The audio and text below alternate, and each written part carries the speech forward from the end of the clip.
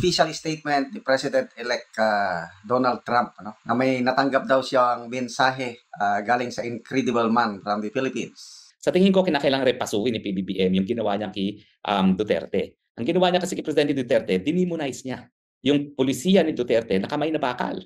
Hindi niya alam, pag walang kamay na bakal, talaga dadami ang mga krimen. So parang sayang yung mabuting nasimulan ni Presidente Duterte at ito ay hindi pinagpatuloy itong kamay na bakal pagdating sa seguridad kasi nga sa politika na dapat palabasin na mali ang ginawa ni Presidente Duterte pero ngayon anong inaani natin? Mas marami nagiging biktima ng krimen.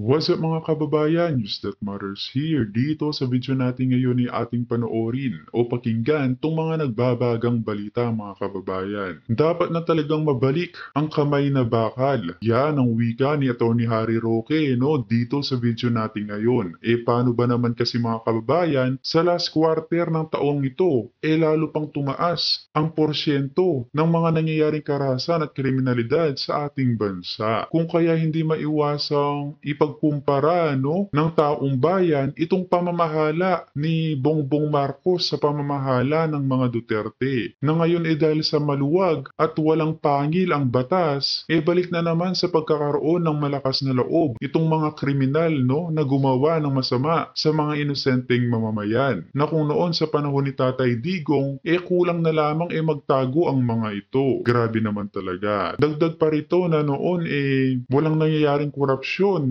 pero ngayon, lantaran pa, nagpa-fashion show pa sa harap ng kamera ang mga buwayang politiko at wala nang hiya sa pangamkam o pangungurakot sa kaban ng bayan. Hay naku naman talaga, kawawa tayong mga ordinaryong mamamayan. Pero bago po ang lahat, huwag niyo po sana kalimutang mag-like at subscribe para updated ka sa mga uploads ko araw-araw. At yun na nga mga kababayan, dagdag pa rito na pinuri ni Trump itong si Tatay Digong na kung saan itinawag niyang Incredible Man ng bansang Pilipinas. Dahil natanggap nito ang congratulatory message sa kanya na galing kay Tatay Digong. Napahiya na naman si Bonget sapagkat nag-i-expect siya na siya ang tinatawag na Incredible Man. Ngunit sa kasamaang palad, si PRRD ang tinutukoy ng US President na si Trump. Pahiya na naman si Bonget at ang mga trolls nito. Kung kaya naman hindi ko na patatagalin pa, ito na ang buong video. Dalawang bagay po ang lumabas kailan lamang. Yung SWS survey na tumaas yung bilang ng mga Pilipino nagsasabi na nabiktima sila ng krimen, naging 6.1%. At yung Forbes advisory na ang Pilipinas ay pang-5 sa pinaka-risky na mga syudad para sa mga turista. Para bagang nagtugma, hindi lang po yung Forbes advisory ang naglabas ng survey result na nasa top 5 tayo na pinakadelikadong syudad sa buong daigdig, ganyan din ang paningin ng ating mga kababayan sa pamamagitan ng survey ng SWS. So siguro hindi natin maitatanggi, problema na naman po ang kriminalidad ngayon sa Pilipinas. Now, ayaw ko na naman sabihin na kumpara natin to sa panahon ni Duterte, pero sa totoo lang naman po, wala tayong ibang pamamaraan para sukatin kung ganong kabisa yung programa ng administrasyon ngayon pagdating sa peace and order. Pero sige, wag na natin ikumpira. Pero nariyan yung katotohanan na ngayon lang naman na tayo po ay nailagay sa top 5 na pinakadelikadong lugar para sa turista sa buong daigdig at saka yung survey nga ng SWS na talaga ng mga Pilipino, mas marami talaga ay nabiktima ng krimen. Para sa inyong kaalaman, ito ay ginagawa ko ng paraan para ma-post ang visuals. Ang pinaka-risky, sangayon po ito sa Forbes Advisor, ang pinaka-risky na syudad sa daigdig para sa turista ay Caracas, Venezuela, Karachi, Pakistan, Yangon, Burma, Lagos, Nigeria, tapos Manila, Philippines, followed by Dhaka, Bangladesh, Bogota, Colombia ata, Cairo, Egypt, Mexico City, and Quito. Ang Jakarta po ang pang-11 at yan po yung pangalawang Southeast Asian na syudad sa listahan na yan. So, ang katotohanan, mahina po ang naging record ng PBBM administration pagdating sa peace and order. Now, bakit kaya? Well, una-una, ang tingin ko dahilan dyan dahil talagang ginawa nilang kumbaga kasalanan ni Presidente Duterte yung naging matigas ang kanyang kamay pagdating sa krimen. Ginagamit ngayon niya ng Huwad Committee para palabasin na nagkaroon ng paglabag ng karapatang pantao. Ang naging resulta tuloy, lumakas ang loob ng mga kriminal na gumawa ng mga krimen. At talagang yung dalawang survey na yan ay nagpapatunay na tunay na mas marami ng krimen ngayon sa Pilipinas. Ang ginawa kasi ni Presidente Duterte, nanampol siya. Nanampol siya at palagi kanyang pagbabanta sa mga krimen na itigil na nila yung krimen. Otherwise, talagang sila ay madadali ng kamay na bakal. No? So parang nawala yung ganyang takot sa isipan ng mga kriminal ngayon, kaya dumadaming kriminal sa ating bayan. So paano ngayon ang gagawin ng administrasyon? Hindi naman po pwede na nakakahiya yan na hindi lang tayo pinakapangit na airport ngayon. Oh, meron nga pa ng bagong survey. From the most improved airport ng panahon ni Duterte, ang NEA ngayon ang pinakapangit na airport sa buong daigdig. Nakakahiya na yan, no? Pangit na airport sa buong daigdig, nasa top 5 pa sa pinakamaraming krimen, sino pang bibisita sa Pilipinas? Nakakalungkot at saka nakakahinayang kasi napakaganda talaga ng ating bayan. No? Ako mismo nagalang-gala, sinasabi ko sa inyo, walang bansa sa Southeast Asia na makakalaban pagdating sa kagandahan ng ating mga tanawin dito sa Pilipinas. No? Yung mga Thailand na yan, ang papangit ng beaches na yan. Kagabi lang meron ako napanood sa telebisyon, no, na ano ba yan, parang Mother of the Bride na set in Phuket, Thailand. Nakita nyo, ang pangit nung sand sa Phuket, Thailand, brown. Samantalang dito sa Palawan at saka sa Boracay at saka sa Bohol, no, white talaga ang ating sand. Kapag sinabi natin white, powder white talaga, parang flour. No? So nakakalungkot na meron tayong tanging yaman, na magagandang mga tanawin at mga lugar na bibisitahin ng mga turista, pero sino ngayon ang bibisita sa atin? No? Na nasa number 1 na pinakapangit na airport tayo, number 5 sa pinakamaraming krimen, at syempre ang Pilipino mismo ay nagrereklamo na mas marami sa ating hanay ang nabiktima ngayon ng krimen. Sa tingin ko, kinakailangan repasuhin ni PBBM yung ginawa niya kay Duterte. Ang ginawa niya kasi kay Presidente Duterte, demonize niya yung polisiya ni Duterte na kamay na bakal. Hindi niya alam, pag walang kamay na bakal, talagang dadami ang mga krimen. Wala pang survey ngayon pagdating sa droga, ha? Pero ang narinig ko mga kwento, no, at ako naman ay maraming mga connection. Agree ba kayo dun sa winika ni Atty. Harry Roque, mga kababayan, na nung nawala itong kamay na bakal ni Duterte, no, at naging malambot itong si Bonget, doon nagsimulang tumaas ang mga kriminalidad at karahasan sa ating bansa, no? Na totoo ang kasabihan, mga kababayan, na kung anong nangyayari sa loob ng bansa, sumisimbolo ito sa pagkatao o sa pagiging lider ng presidente, no? Kung kaya't hindi maiwasan na sabihin ng nakararami na tunay na weak leader ito. Sa mga NGO na nagtatrabaho sa mga pinakamahihirap na urban poor communities, talagang lumala ang problema sa droga, no, nitong nakalipas na 2.5 taon. So parang sayang yung mabuting nasimulan ni Presidente Duterte at ito ay hindi pinagpatuloy itong kamay na bakal pagdating sa seguridad kasi nga sa politika na dapat palabasin na mali ang ginawa ni Presidente Duterte, pero ngayon, anong inaani natin? Mas maraming nagiging biktima ng krimen at mas maraming natatakot ngayon bumisita sa ating bayan. Hindi natin naiisip na kapag nawala yung persepsyon na delikadong Pilipinas, talaga namang napakalaki ng kontribusyon ng turismo, no, pagdating sa ating ekonomiya. Kada turismo nag-aagastos, sabihin na natin 10,000 piso, no, that's almost 600,000 dahil napakalakas ngayon ng dolyares, nasa 16 na pa lang yung halos ang peso, no? That's 600,000. Nakaragdagang trabaho at kita doon sa mga nagtatrabaho ngayon sa sektor ng turismo. Hindi lang naman motorismo yan, no? Nandiyan din yung transportasyon. At nandiyan din siyempre yung mga gumagawa ng kalye at iba pa mga infrastruktura para nga sa tourism infrastructure. Napakalaki ibig sabihin ng turismo, ang epekto ng multiplier effect ng turismo sa kada turista na darating dito sa ating bayan. Pero yun na nga, nakakalungkot, no? Na yung mga, ako talaga, pikon na pikon ako dyan sa Thailand. Kasi hindi talaga sa akin sa tingin ko, walang laban sa kagandahan ng Pilipinas ang Thailand. And yet, kita nyo naman, tayo, nagse-celebrate na tayo pag meron tayong 5.7 million na turista every year. Samantalang ang Bangkok, Sos, Maria Josep, 16 million a year na ata bumibisita sa kanila. No? So napakalaki pa po talaga ng space to improve. Pero unang-una nating dapat ayusin, yung airport, at pinakapangit ngayon sa buong daigdig, at saka yung peace and order. Kailangan maibalik muli ang katahimikan sa ating mga komunidad. At syempre, hindi natin maibabalik yan kung patuloy nating i-demonize yung naging pulisiya na napatunayan na epektibo. Alam nyo, miski yung mga Hapon naman, at kilala naman ng mga Hapon pagdating sa kanilang peace and order, no? Ang kanilang susi, kung hindi sila nananakot, ay police visibility. Ganun din po yun.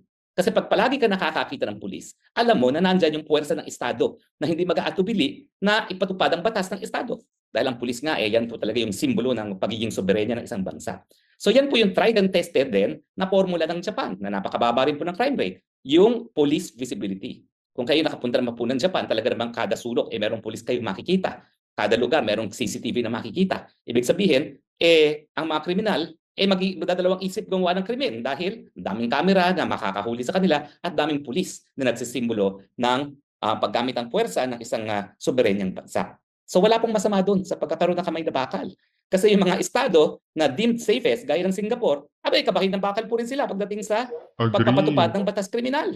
Naku, wala pong patawad yung mga lugar na yan. In fact, ayoko namang i-connect yung pagiging napayapa sa pagkakaroon ng death penalty, pero Sa ilang Ayan mga kababayan, dahil sa pagkawala ng kamay na bakal ng mga Duterte, naging matapang sa pangungurakot itong mga nasa Kongreso. Grabe talaga. Kaya kawawa tayong mga ordinaryong mamamayan sa administrasyong ito, sapagkat ang mga kamalian at karumihan pa ng mga kurakot ang kinakampihan nila at hindi ang mga hinaing ng mga ordinaryong mamamayan. mga pagkakataon po, siguro nga, no, yung pagkakaroon ng death penalty ay talaga nagsisilbing matakot ang mga kriminal na gumawa ng mga heinous crimes. Pero ako po, hindi pa rin ako pabor dyan sa heinous sa death penalty na yan. Sa tingin ko po, habang hindi perpekto ang criminal justice system natin, napakahirap naman kung nagkamali yung West at saka yung mga maestrado ng Supreme Court at napatay na yung na-convicted na felon, hindi na mabubuhay uli. No? So wag na natin pag-usapan yung death penalty yan. Pero importante, yung pagpapatupad ng batas. At syempre, yung pagpapatupad ng batas kriminal, hindi magsisilbing takot yan kung hindi napapatupad. At ang kinakailangan natin para mapatupad nga ang ating mga batas kriminal ay isang pulis na aktibo sa kanilang tungkulin na talagang labanan at supili ng mga kriminal, ang ating mga prosecutors na maglilitis, na mangangalap ng ebidensya, tulong ang mga pulis para tumayo ang kaso sa hukuman, ang ating mga hukuman, syempre na mabilis magpapataw ng kanilang desisyon kung guilty or not guilty, at yung ating mga kulungan na magsisilbing halimbawa sa iba para hindi na gumawa ng krimen. At syempre, yung lipunan in general, na tayo ay nagre-report ng crime, na tayo mismo ay nagsasabi sa ating mga anak na hindi dapat lumalabag sa batas dahil merong kaparusahan na nag-aantay sa mga lumalabag sa batas. O ayan, yung mga loyalists, sasabihin na naman si Harry Roque, syempre tira lang sa administrasyon. Hindi po ako ang nagsabi na number 5 tayo sa riskiest cities for tourists. At hindi lang po ako nagsasabi na mas marami talagang hanay ng mga Pilipino ang nabibiktima na ng krimen. Yan po ngayon ang pinaka-latest survey ng SWS. So ang solusyon, itigil ang politika. Hindi ibig sabihin na nais nating magalit ang tao kay Duterte, lahat ng pulisiya na naging epektibo ititigil na. Kinakailangan po, ibalik ang kamay na bakal nang sa ganon, maibalik ang takot sa isipan at damdamin ng mga kriminal sa ating lipunan. Magandang araw mga kaibigan. Pag-usapan natin ngayon ang official statement ni President-elect Donald Trump, na may natanggap daw siyang mensahe galing sa incredible man from the Philippines. So sino yung tao na tinutukoy ni President-elect Trump? Si President Bongbong Marcos ba? O ang best friend ni Trump na si Tatay Digong? Okay, sito may post ni Ed Alonan, isang magaling na political analyst, DDS. Sabi niya, Trump statement was issued on November 5. It read, I have just received a message from the incredible man in the Philippines. Okay. Someone placed the name President Marcos in brackets. Walang pinangalanan ni President Trump. Sino yung incredible man na nakatanggap siya ng congratulatory message? So, siguro, mga loyalists nilagay Marcos. Ito, paliwanag. Marcos loyalists assumed Trump was thanking Bongbong. Bongbong sent his congratulatory message on November 6. Rodrigo Duterte sent his message the day before. That is to say, before Bongbong sent his. The message of Trump is dated November 5.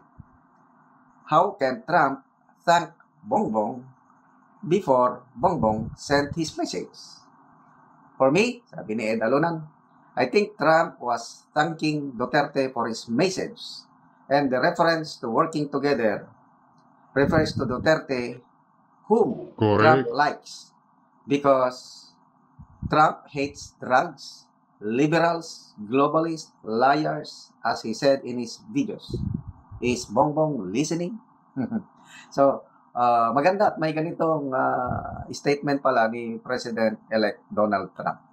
Okay, so, i-arrange lang natin ang facts, Naunang nagpadala ng congratulatory message si dating President Duterte, November 5. Si President Bongbong Marcos Jr., nagpadala siya ng message, congratulatory message, November 6. Ang statement ni President-elect Donald Trump na I received a message from the incredible man, the Philippines, November 5. So, sino ang pinapasalamatan ni Trump? Marcos o Duterte?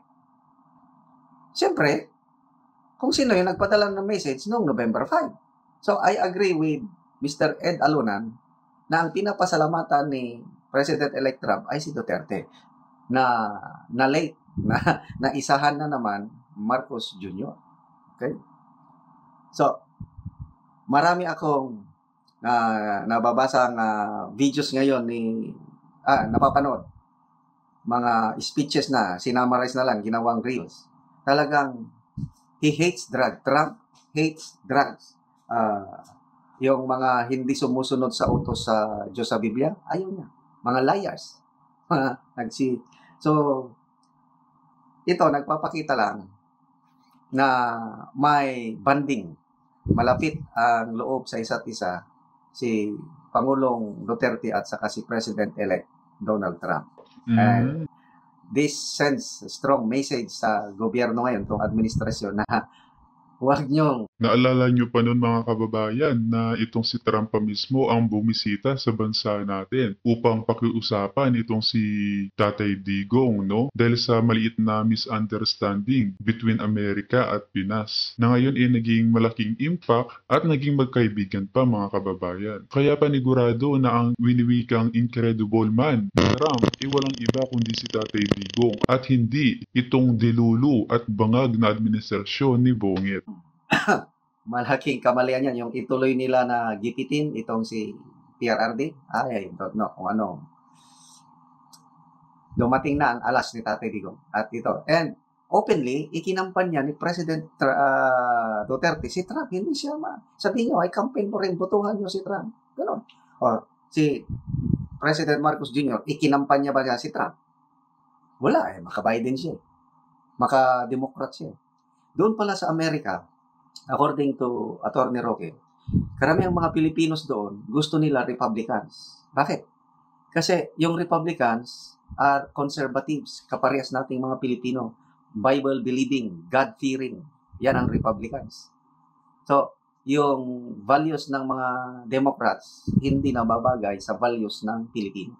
Kaya pala, sa mga kakilala ko rin sa US, karamihan are Republicans. At yun na nga no mga kababayan, narinig natin itong makabuluhang diskusyon ni Attorney Harry Roque patungkol sa lumalalang krimen sa ating bansa no, na dapat na talagang ibalik itong kamay na bakal kung maaari lamang. Na ngayon dumako naman tayo dito sa balitang ito na kung saan ay pilit na iniimbitahan nitong si Kong Barbers si Tatay Digong na dumalo sa Quadcom. Napakakapal naman talaga ng pagmumukha. Ating sabay-sabay na panoorin to mga kababayan. Natin yung pagdalo niya, no? Pagpunta niya sa Quadcom, hintayin natin kung ano yung mga tanong na ibibigay ng ating mga kasamahan dyan sa Quad Committee. I remember that there was a time na sinasabi ng mga membro na they are preparing for intelligent and educated questions, no? Kasi yan ang binitawang salita ni Attorney Sal Panelo, no? Kung iimbitahin niyo ang dating Pangulo, dapat magtanong kayo ng intelligent at mga educated questions. Kaya siguro, itong mga miyembro sa Quad Committee ay naghanda, no? At may tatanong siguro na mga intelligent questions and pointed questions of the former president. Sir, would you say the findings of the House Quad Committee will still be solid even if in a scenario na hindi talaga pumunta yung dating Pangulo? Feeling niyo po ba magkakaroon pa rin ng solid na findings yung ginawa niyo pong investigation? Well, base dun sa aming nakalap ng mga testimonies, nakalap namin mga documentary evidence, I would say, yes, this is a solid case. But of course, it's not up to the Quad Committee to decide whether this will stand in court or not. No? Meron naman pong ahensyang in charge dyan. Basta ang amin ay in aid of legislation at meron na po kaming mga naumpisahang, mga final na mga proposed legislation. At siguro maaaring meron pang mga dapat gawin ng mga pulisiya, no? Nang sa ganun, mga ganito mga pangyayari ay hindi na po maulit-ulit. Sir, Senator Ronald De La Rosa, I also interviewed him last week and said na hintayin nyo na lang daw po na hindi na siya senador at saka siya dadalo sa House Quad hearing. And he even added that he does not want, well, yung previous speech niya po, if you can recall, sinabi niya na he does not want to be a guest of a gag show. How do you respond to Senator De La Rosa's statements po? Well, I don't know if siya talaga nag-isip no? I really don't know kung talaga he wanted to call this Quad Committee a gag show. We give it to him, no? Kung ano man yung kanyang opinion tungkol dyan. But what is your message to Senator De La Rosa na ayaw niya pa rin pong dumalo because he doesn't want to, sabi niya, maputol yung interparliamentary courtesy and set precedent na kung siya raw po ay dadalo, baka yung mga future hearings matulad sa maging kapalaran niya po? Well, doon sa mga pagdalo ng mga dating mga membro ng Kongreso, membro ng Senado sa mga committee hearing, wala na pong ano dyan. Meron na pong congressman na umattend sa hearing ni Senator Bato noon. Kung di ako nagkakamali, si Congressman Raul Manuel, no? When the deliberations on the, hindi ako nagkakamali, ROTC, nandpunta doon, no? Yung mga membro ng Makabayan Bloc. No? So, meron ng wave na yung interparliamentary courtesy dyan. But other courtesies that should be extended and should be practiced other than attending a committee hearing, hindi ko alam. I'm sure hindi pa ito na-break. Pero gusto niyo pa rin po, katulad ni dating Pangulong Duterte, umattend po si Senator De La Rosa sa House Quadcom? Because there is an open-ended invitation to him. No?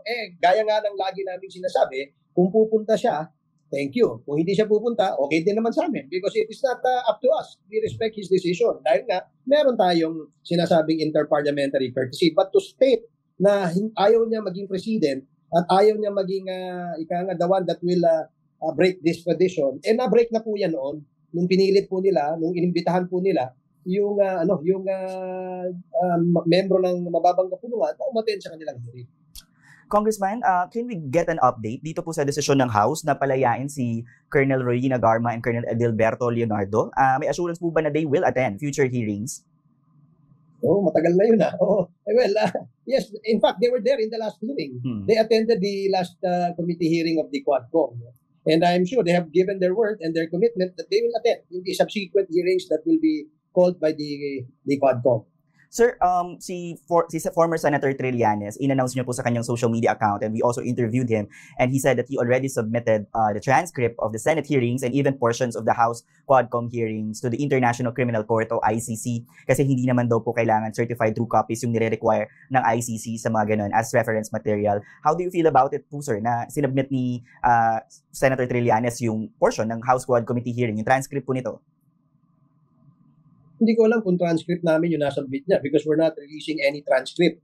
Probably, maybe may nag-transcribe. No? Merong nag-transcribe doon sa mga social media platforms ng aming mga hearing. Kasi live naman po ito. This is fed in the live stream of all the available social media platforms of the House of Representatives. At maaaring doon nila nakuha yun, doon sila nag-transcribe. No? Pero as far as the TSN of the committee, secretariat, wala ho kaming nare-release. Hindi ho sa amin yan. Maaaring sa Senate. Pero sir, meron po bang mga nag-request from the ICC, let's say, may nag-request po ng transcript sa House ng hearing? In fairness, wala naman. Wala namang taga-ICC na nag-request sa amin. But maraming nag-request, mga membro ng Kongreso na ginamit nila as basis for their questions. Meron din po nag-request yung mga Association of Human Rights Lawyers, yung mga ganyan. Maaaring doon sila kumuha. Pero because that is where we only release these transcripts, no? Yung mga natapos na transcript. So, hindi namin alam. Pero wala kami sinasubmit sa ICC. But will the House Quadcom be open if there's such a request? Because I'm asking that as he said. No, because we've been saying that we will not submit because we are not members of the ICC at the moment. And I've been saying this all in several interviews that wala ho obligasyon ang Quadcom na mag-submit ng anumang dokumento, anumang transcript mula po sa Quadcom sa ICC. At yun na nga mga kababayan, narinig natin itong mga nagbabagang balita ngayon. As always mga kababayan, kita na lang ulit tayo sa ating next vlog. Huwag niyo po sana kalimutang mag-like at subscribe para updated ka sa mga uploads ko araw-araw. Marami po salamat mga kababayan, ingat and God bless.